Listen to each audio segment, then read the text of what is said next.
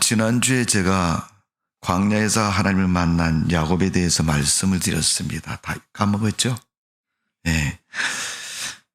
어떤 분이 그러시더라고요. 목사님들이, 성도들이 설교를 잘 안 까먹으면 설교하기 힘들대요. 예.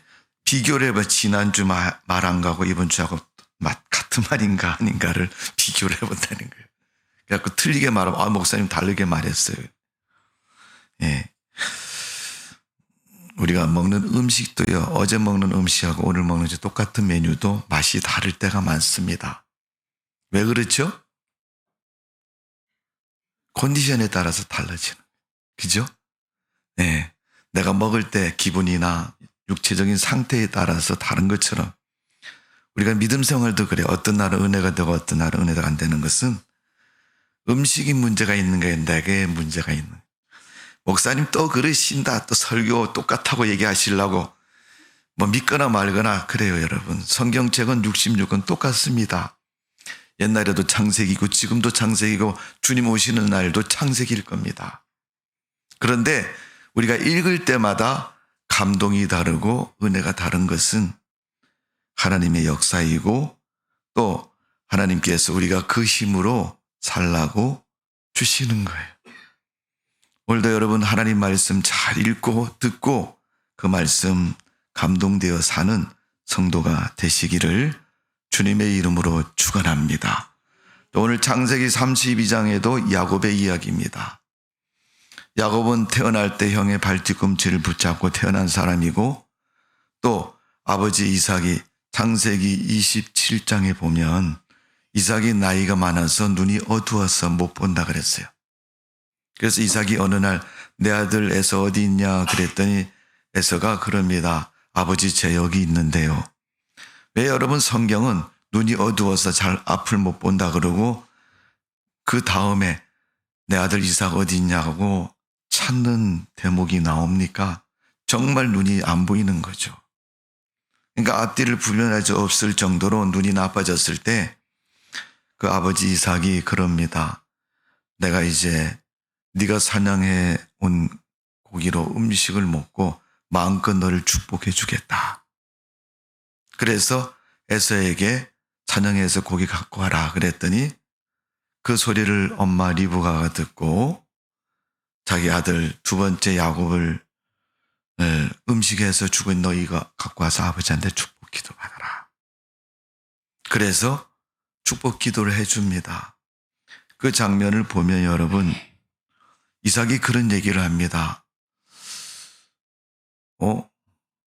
목소리는 야곱의 목소리인데 만져보니까 이삭처럼 에서처럼 털이 많고 형 같구나. 그러면서 아들에게 그럼 너 와서 아빠 볼에다 입맞춤을 한번 해봐라. 눈이 안 보이니까 가까이서 아들을 한번 대해서 이 아들이 에서 큰 아들이 맞는가를 확인하고 싶은 거예요. 그래서 했더니 야곱이 와서 입맞춤을 하는데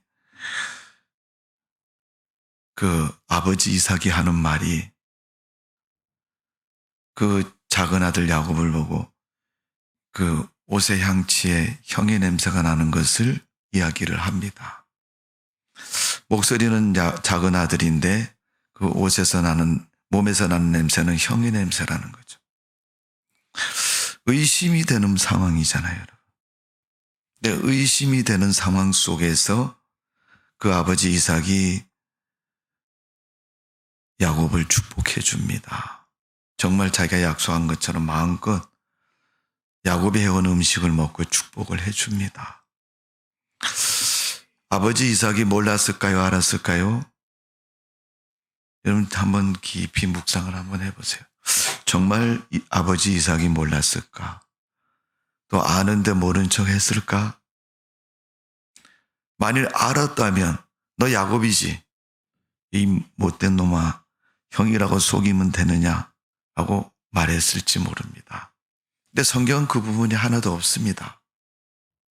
다만 그가 아버지 이삭이 심중 속에 하는 이야기를 성경은 기록하고 있습니다. 그리고 아들을 축복해 줍니다.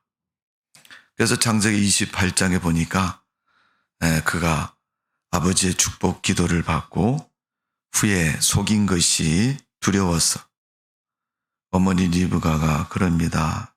아들아, 외삼촌 집에 가 있어라. 그래서 라반 집으로 피난하고 거기서 야곱은 열심히 일을 하면서 4명의 여자를 통해서 12명의 아들을 낳습니다. 물론 고향에 돌아올 때는 뭐 그렇게 12명까지는 안 낳은 상태죠. 뒤에 부분은 나중에 기록되어 있습니다마는 어쨌든 자식을 낳고 소떼와 양떼를 많이 일구어서 부자가 되어서 고향으로 돌아옵니다. 그런 야곱이 이제 창세기 오늘 33장에 보니까 32장에 보니까 이렇게 기록이 되어 있습니다. 32장 1절에 보니까 야곱이 길을 가는데 하나님의 사자들이 그를 만난지라 야곱이 그들을 볼 때 이르되 이는 하나님의 군대라 하고 그 땅 이름을 마하나임이라 하였더라. 3절입니다. 야곱이 세일 땅 에돔에 들어 있는 형 에서에게로 자기보다 앞서 사자를 보내며 4절입니다. 그들에게 명령하여 이르되 너희는 내 주 에서에게 이같이 말하라. 주의 종 야곱이 이와 같이 말하기를 내가 라반과 함께 거류하며 지금까지 머물러 있사오며 쭉 이렇게 이야기가 쭉 나옵니다. 근데 6절에 보니까 사자들이 야곱에게 돌아와 이르되 우리가 주인의 형 에서에게 이른즉 그가 400명을 거느리고 주인을 만나려고 오더이다.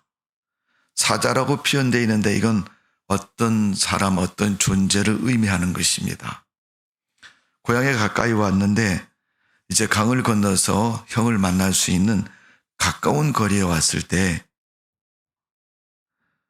형이 이제 야곱을 만나려고 맞이하려고 다가오는 것입니다. 근데 오늘 본문에 보니까 32장에 보니까 400명을 데리고 왔다. 여러분 400명 뭐 숫자적으로 400명일 뿐입니다. 그러나 결코 400명은 적은 숫자가 아닙니다. 여러분 우리나라 삶의 상황으로 우리가 조금 생각을 해보면 그렇지 않습니까? 우리나라 여러분 지금은 서울이라는 대도시에 많은 사람들이 집중해 살지만 과거에는 어떻게 했습니까? 각자 마을에서 전국에 흩어져서 살고 있습니다. 그러면 여러분 성씨 중심으로 한 마을 단위를 이루어서 땅을 일구고 또 거기서 삶의 터전을 내려서 산다면 400명이라고 그러면 여러분 한 마을 전체를 다 모아도 그 숫자가 안 될 수도 있습니다. 근데 지금 형 에서가 400명을 데리고 온다는 것은 그 어마어마한 규모의 숫자를 데리고 찾아오는 것입니다. 그러니까 여러분 400명을 데리고 온 형 에서가 야곱에게는 엄청 두려운 문제입니다. 이건 필시 나를 죽이겠다. 옛날에 내가 형을 속이고 아버지를 속이고 했던 행위가 거짓스럽고 그릇된 모습으로 살았던 그 잘못된 삶이 그에게 이제 지금 고향으로 돌아올 때는 하나의 보복과 두려움과 위기 속에서 자기 인생이 놓여 있는 것을 보게 됩니다. 결국 야곱은 그 형 에서가 400명을 거둬들고 돌아온다는 것을 알게 되었고 거기에 대해서 이제 나름대로 계획을 세우고 있습니다. 오늘 창세기가 읽은 32장 13절을 보십시오.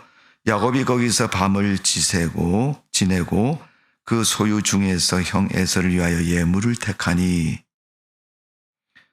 암염소가 200이요 수염소가 20이요 수양이 200이요 수양이 20이요 암양이 200이요 전나는 낙타 30과 그 새끼요 암소가 40이요 황소가 10이요 암나귀가 20이요 그 새끼 나귀가 10이라. 뭐 여러분 야곱의 재산 목록을 보는 것처럼 이야기를 성경은 기록하고 있습니다. 그래서 이런 많은 재산을 16절에 보면 그것을 각각 때로 나누어 한 1등분, 2등분, 3등분을 해서 이제 나눈 것입니다. 형 에서를 만날 때 형의 마음을 사기 위해서 또 형의 진노를 너그럽게 하기 위해서 야곱이 무엇을 했습니까? 자기 가진 소유를 3등분해서 1진, 2진, 3진 이렇게 나누어서 형에게 보내는 거죠. 오늘 여러분 창세기 32장을 읽어보시면 야곱이 자기를 만나러 오는 형 에서에 대해서 뭔가를 가지고 여러분 그 문제를 해결하려고 그가 그런 이제 이야기를 성경은 기록하고 있고 그런 방법을 쓰고 있습니다. 그런데 오늘 우리가 본문에 읽은 말씀 보면 22절에 보면 밤에 일어나 두 아내와 두 여종과 11아들을 인도하여 야복 나루를 건널세.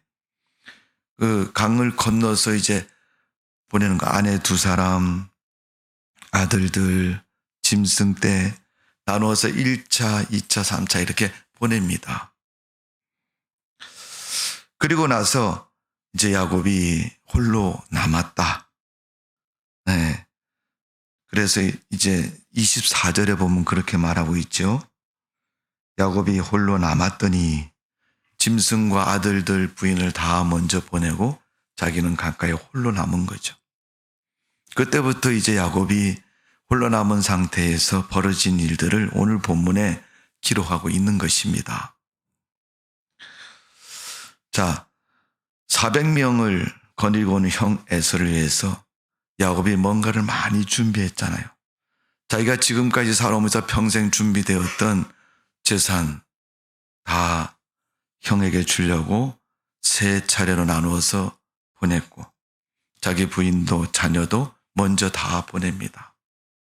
가서 누가 묻거든 우리 형, 우리 할아버지, 우리 숙부인 에서를 위해서 우리가 이렇게 준비해서 갑니다. 사람들이 물어보거든. 그렇지 않습니까, 여러분? 한 사람이 움직이는 게 그 많은 사람들, 짐승이 움직이니까 야, 저 사람들 뭐냐?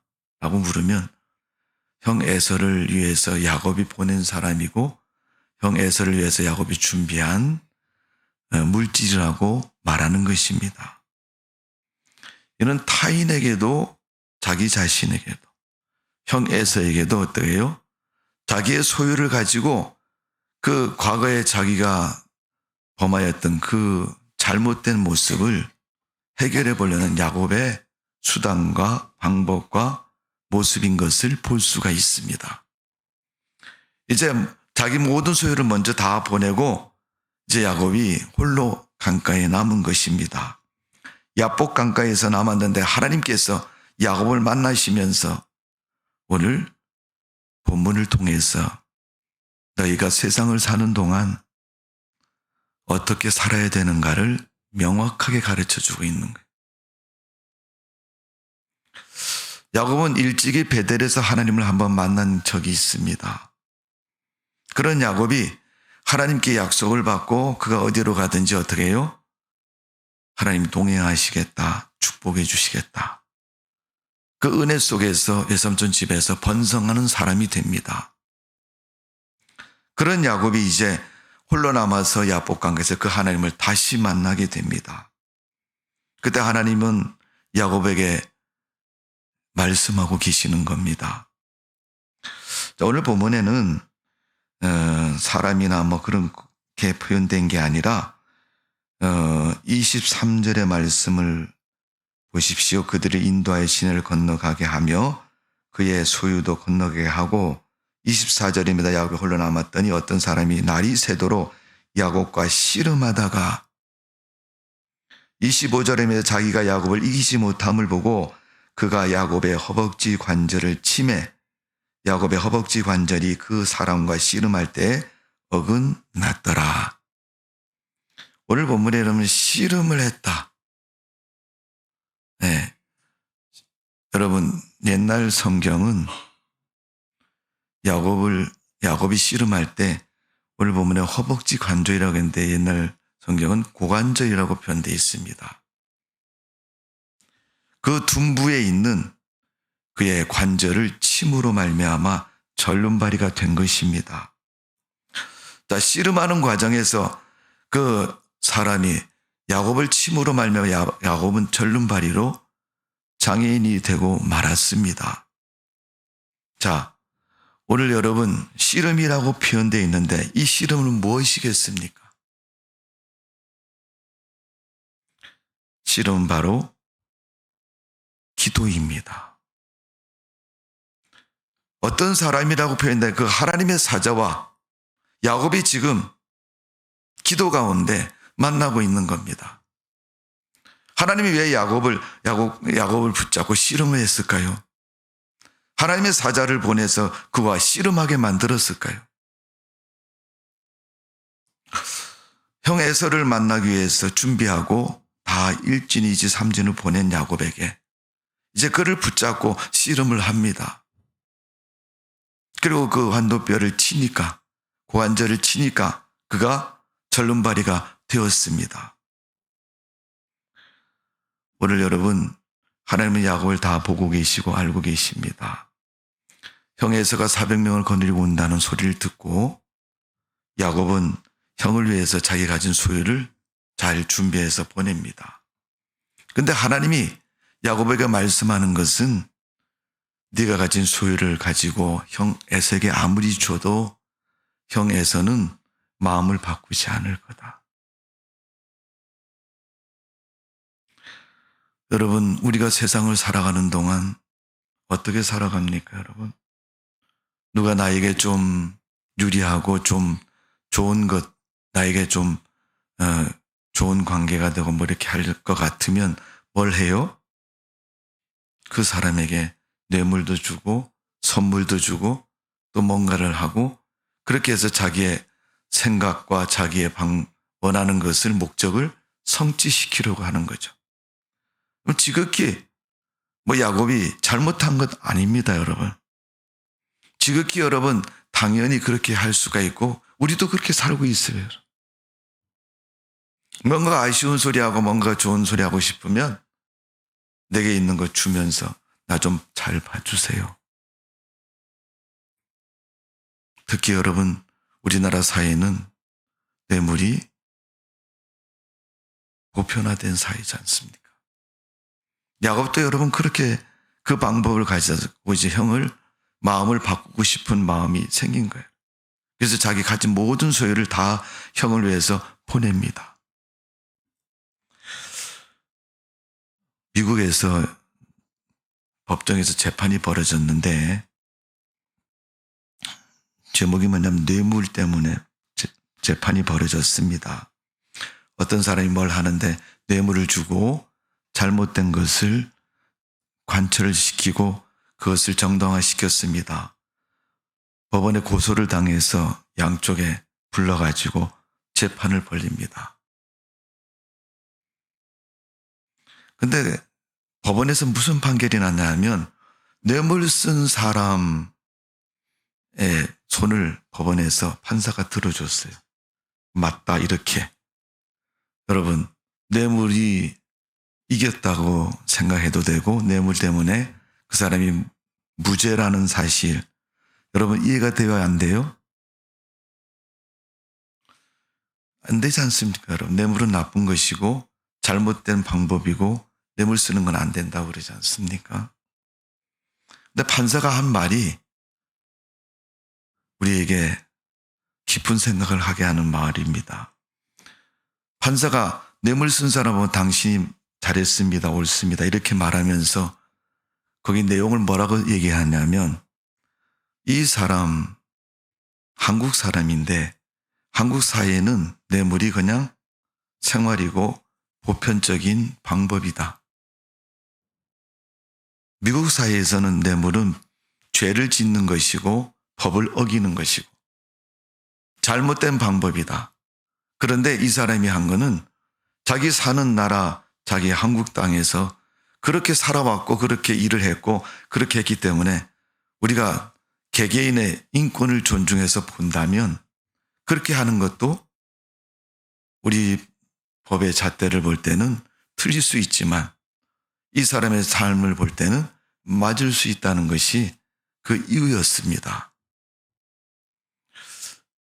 뭐 맞다고 하니까 여러분 기분이 좋을 수 있지만은 여러분, 그 법원의 판사가 그 판결을 내리면서 주문한 그 내용에 대해서 마음속에 뭔가 석연치 않은 마음을 갖지 않습니까?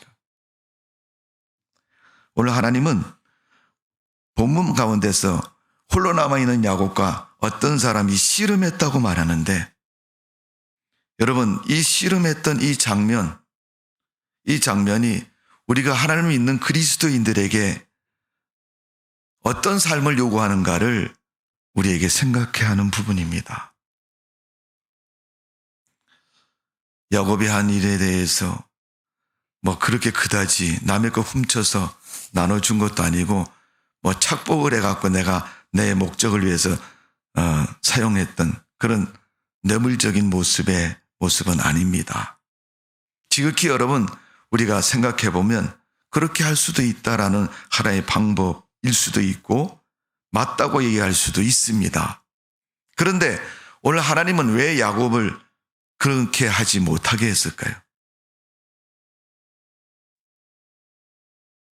그가 환도뼈가 위골되고 절름발이가 된 모습, 뇌물하고 아무런 상관없는 바보스러운 모습이 되었고 장애인의 모습 된 그 모습은 그가 가진 소유하고는 아무런 관련이 없는 그런 상태가 된 것입니다.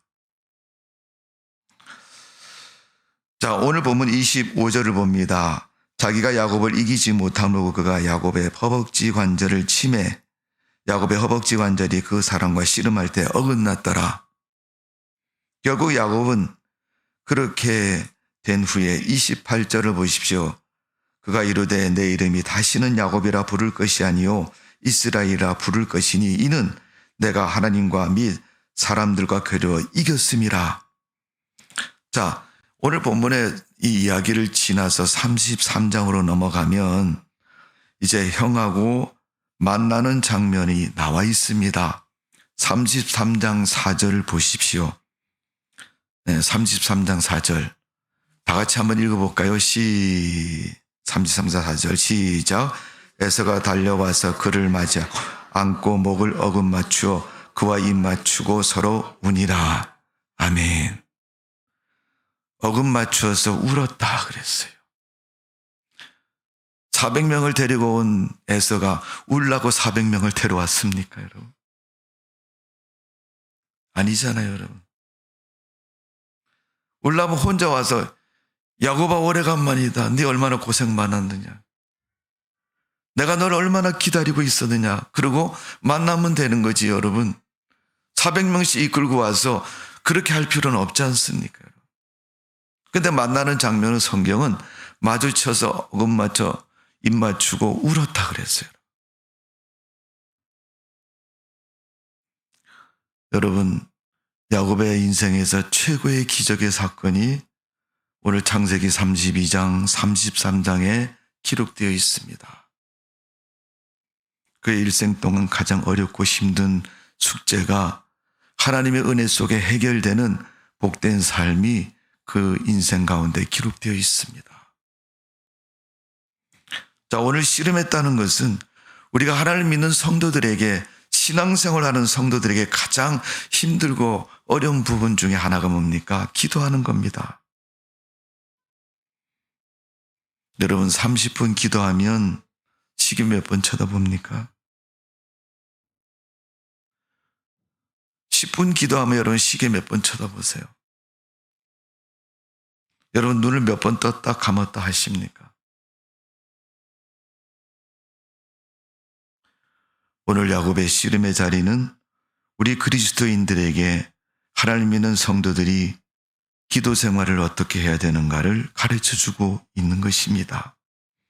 홀로 남아서 그 야복 강가에서 씨름했던 야곱이 이제 그 씨름에서 문제를 해결받고 형 에서를 33장 4절에 만났는데 그때 형은 너 죽인다 이렇게 한 게 아니고 야곱을 보고 끼안고 울었습니다. 야곱이 생각했던 그 장면이 아닌 정말 가슴 따뜻하고 마음이 포근해지는 그런 장면으로 야곱을 에서가 만납니다. 그 마음이 왜 바뀌어졌을까요, 여러분? 야곱이 홀로 남아서 씨름했던 그 기도의 장면, 그 기도의 순간이 형의 마음을 바꾼 것이고 새롭게 만든 것입니다. 그러면 여러분, 우리가 하나님이 오늘 야곱에게 가르쳐 주신 그의 신앙의 모습 속에서 우리는 기도 생활을 어떻게 해야 되는가를 한번 생각해 보려고 합니다. 제일 첫 번째는 자, 보면 26절을 봅니다. 다 같이 읽어봅니다. 26절 시작. 그가 이르되 날이 세려하니 나로 가게 하라. 야곱이 이르되 당신이 내게 축복하지 아니하면 가게 하지 아니하겠나이다. 나에게 축복해 주지 않으면 안 가겠다는 거 붙잡고 안 놔줍니다, 여러분. 근데 그 축복이 뭐겠어요, 여러분? 마지막 관문을 넘어야 되는 형과의 화해의 문제죠, 여러분. 그 인생의 마지막 넘어야 할 그 문제를 놓고 야곱이 홀로 남아서 지금 매달려서 해결해 달라고 하나님 앞에 부르짖고 애원하는 모습. 여러분, 믿음의 기도는 다른 방법이 아닙니다. 우리가 하나님 앞에 드리는 기도는 거창하게 미구 여사를 사용해서 멋있게 잘 아름답게 또 멋진 기도로 들려지는 기도를 하나님이 원하는 건 아닙니다. 두서가 없고 앞뒤가 없어도 길든 짧든 상관없이 정말 내 마음을 쏟아놓고 하나님을 붙잡고 매달려서 하나님, 이것만이라도 내가 과거에 형을 속이고 아버지를 속이고 했던 그 잘못된 것 때문에 지금 형한테 죽게 생겼는데 하나님 이 문제 좀 해결해 주세요. 한 방에 여러분 장애인이 된 그 고통 당하면서도 안 놔주고 하나님 붙잡고 이거 해결해 달라고 말하는 그 야곱을 하나님은 거절하지 않으셨습니다. 성도 여러분, 문제가 있을 때 하나님 앞에 매달리는 기도를 하십시오. 이건 안 돼. 이건 못해.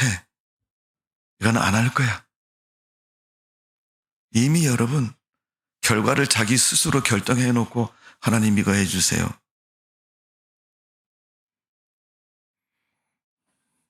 여러분 슈퍼에 가면 큰 상자에 어린이 과자를 파는데 여러 가지 과자가 다 들어있는데 종합 세트라 그러잖아요.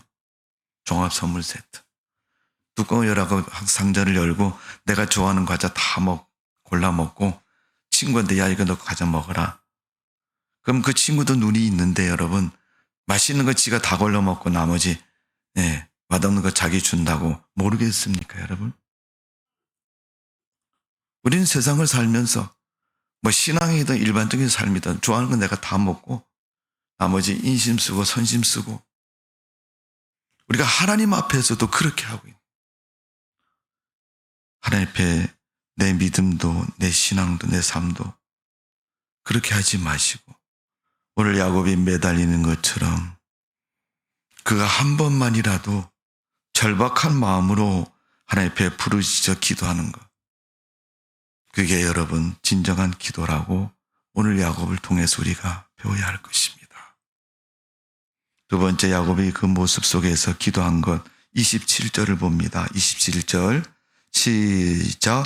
그 사람이 그에게 이르되 내 이름이 무엇이냐? 그가 이르되 28절 그가 이르되 내 이름이 다시는 야곱이라 부를 것이 아니요 이스라엘이라 부를 것이니 이는 내가 하나님과 및 사람들과 겨루어 이겼음이었더라. 그 하나님의 사자가 묻는 건 너 이름 뭐냐?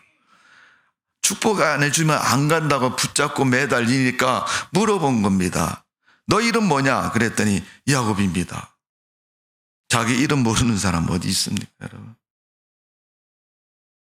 야곱이란 뜻이 뭐예요, 여러분? 속이는 자, 사기꾼, 남의 것 내 것으로 만드는 그런 사람이란 뜻입니다. 쉽게 얘기하면 욕심쟁이라는 거죠. 야곱이라 하지 말아라. 그러면서 이름을 주었다면 이스라엘이라고 해요. 이스라엘은 하나님의 사람이라는 것이고 하나님 백성이라는 뜻이고, 또 우리가 세상적인 표현을 말하면 잘생긴 연예인처럼 생긴 귀공자라는 뜻입니다. 하나님이 이제 그를 이스라엘로, 야곱에서 이스라엘로 바꾸셨습니다. 야곱이 어디서요? 야복강가에서 기도 가운데 그가 야곱에서 이스라엘로 바뀐 겁니다. 자기 존재 가치가 바뀌어진 거예요. 고린도후서 5장 17절은 말하고 있지 않습니까? 그리스도 안에는 새로운 피조물이라. 요한복음 3장 사람이 물과 성령으로 거듭나야 하나님 나라에 갈 수 있느니라. 사도행전 여러분 9장에 있는 말씀 보면 사울이 바울로 바뀌어졌다는, 변화된 인생. 그런데 하나님이 그 법칙을 이렇게 말씀하는 거예요. 너 이름 뭐냐? 야곱인데요. 너 이제 야곱으로 하지 마. 이스라엘로 해. 너는 야곱으로 살지 말고 이스라엘로 살아야 되는 거야. 너는 욕심쟁이로 살지 말고 이제 하나님의 사람으로 살아야 돼. 믿음의 사람으로 살아야 돼. 기도를 통해서 자기를 깨트리는 훈련을 야복강가에서 시키고 있습니다. 그 밤에, 홀로 남아있는 그 밤에 1대1로 하나님 앞에서 정직한 관계로 서 있는 그에게, 벌거벗은 것처럼 서 있는 그에게 하나님은 이제 이스라엘로 살라고 말씀하고 있고, 야곱은 자기 자신과 자존감을 깨트리고 하나님의 사람으로 새롭게 만들어지고 살아가는 것입니다. 여러분, 우리가 입으로만 기도하면 우리의 심령은 변하지 않을 것입니다. 우리가 시간적으로만 체크하면서 기도하면 우리의 마음은 변하지 않을 겁니다. 그러나 내가 하나님 앞에 마음을 다해서 부르짖고 내 마음 속에서 나오는 그 정말 성심을 다해서 하나님 앞에 서면 하나님의 은혜로 내 내면과 마음은 완전히 바뀌어지는 줄로 믿습니다. 여기에는 하나님만 보여야 할 것이고 세상이 보여서도 안 되고 야곱에게는 에서가 보여서도 안 될 것입니다. 하나님의 사자가 지금 정신 차릴 수 없을 만큼, 다른 데 눈을 둘 수 없을 만큼 그는 지금 사자와 씨름하고 있는 겁니다. 성도 여러분, 우리가 기도 가운데 우리 자신을 깨트리고 하나님의 사람으로 만들어지고 축복된 삶을 살아가는 성도가 되시기를 주님의 이름으로 축원합니다. 자, 오늘 기도하는 야곱의 모습 속에 28절을 보십시오. 그가 이르되 내 이름이 다시는 야곱이라 부를 것이 아니요 이스라엘이라 부를 것이니 이는 내가 하나님과 및 사람들을 그로 이겼음이니라. 29절입니다. 야곱이 정하여 이르되 당신의 이름을 알려주소서. 그 사람이 이르되 어찌하여 내 이름을 묻느냐 하고 거기서 야곱에게 축복한지라. 이제 야곱의 기도를 들어주셨고 문제를 해결해 주셨습니다. 그런데 하나님을 향해서 야곱이 물어보는 거예요. 당신 이름 뭡니까? 누굽니까? 그분이 하나님이다 이렇게 말씀하지 않고 왜 나를 내 이름을 묻느냐 그러면서 그에게 축복 기도를 해주십니다. 오늘 여호와의 사자를 만나 씨름하던 그 야곱이, 기도하던 야곱이 이제 비로소 그 사자를 통해서 축복을 받습니다. 그런 야곱이 이제 33장 4절에 넘어가서 형을 만났더니 형이 그를 보고 쫓아와서 야곱아 그러면서 울었다고 그랬어요. 그 밤에 야곱의 기도 가운데 하나님의 형 에서에게 역사하셔서 그 마음을 바꾸시고 그 형제를 화목하게 하셨습니다.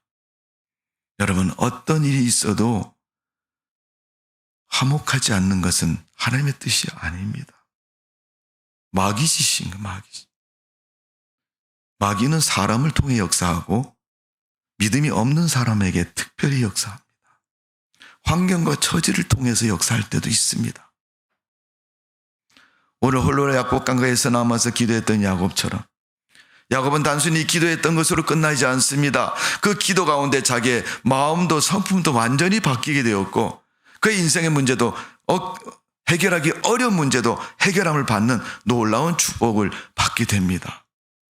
여러분, 진정한 축복이 뭐겠습니까? 돈이 생기는 겁니까? 물론 그것도 축복입니다. 건강하게 오래 사는 것도 축복입니까? 물론 그것도 축복입니다. 그러나 영적인 삶에서 막힌 것이 없이 살아가는 그 삶이 축복인 것입니다. 그동안 하나님을 베델에서 만났던 야곱이 하나님을 까맣게 잊어버리고 세상적으로 거부가 되고 부자가 되었지만 그의 영적인 상태는 이제 그렇지 못했습니다. 위기의 절박감 속에서 다시 하나님을 불렀더니 하나님이 그를 만나주시고 그의 기도를 들으시고 그를 축복하셔서 그의 인생에 가는 길을 평탄케 하시고 열려지도록 도우셨습니다. 성도 여러분, 여러분 인생 가운데 막힌 것들이 있습니까? 그렇다면 하나님 앞에 기도하시고 그 인생의 길이 열려지는 복된 삶이 되시기를 주님의 이름으로 축원합니다. 이사야 2장 22절의 말씀을 보면 너희 인생을 의지하지 말라. 그의 호흡이 코에 있나니 수가 7가지라 어디 있느냐. 예레미야에서에도 보면 하나님을 의지하는 자가 복을 받을 것이다. 열왕기하 18장 17장에 보면 히스기야 왕이 나오는데 그 히스기야 왕이 하나님 앞에 나가서 고백을 합니다. 이스라엘의 왕 축복하시고 또 하나님처럼 자기에게 복된 인생을 주신 분이 없다. 그렇게 그는 하나님이 그 인생을 도우시고 왕으로 온전한 통치를 할 때 고백을 하고 있습니다. 오늘 여러분, 우리가 살아가는 인생의 축복자는 하나님이시고 하나님이 우리를 축복하실 때는 기도할 때 그를 축복해 주십니다. 하나님을 만나면 우리의 마음이 믿음의 마음으로 하나님의 사람으로 변화되고 복된 인생이 되어질 줄로 믿습니다. 목숨을 걸고 기도했던 야곱, 머리로만 믿고 있지 않는가? 우리는 우리 자신을 보면서 신앙의 착각 속에 빠져 있지 않기를 바라고 믿는 척하고 있지 않는가를 돌아보면서 정말 우리 마음으로 가슴으로 솔직한 답을 구하고 하나님을 믿는 믿음의 삶 되시기를 주님의 이름으로 축원합니다. 기도 가운데 하나님을 만나시고 복된 인생 되시기를 주님의 이름으로 축원합니다. 기도하겠습니다. 아버지 하나님, 새로운 2024년도가 되었습니다. 이제 절반이 지나고 한 달이 거의 다 지나고 있습니다. 하나님, 우리에게 믿음 주시고 은혜를 주셨사오니 우리가 그 하나님의 은혜를 따라 살아갈 수 있는 삶 되게 해 주옵소서. 야곱이 하나님 앞에 솔직하고 자기를 깨트리고 하나님의 복을 받은 인생이 된 것처럼 형 에서를 위기 속에서 화해의 삶이 되도록 만난 것처럼 하나님, 우리 인생에 바뀌어야 할 문제들이 많이 있고 우리 인생이 변화되어야 할 문제들이 많이 있습니다. 오로지 하나님만 바라보면서 우리 자신이 먼저 변하고 우리 교회가 변하고 우리의 신앙과 삶이 변화되어서 하나님이 기뻐하는 이스라엘과 같은 삶이 되게 하여 주옵소서. 예수님의 이름으로 기도하옵나이다. 아멘.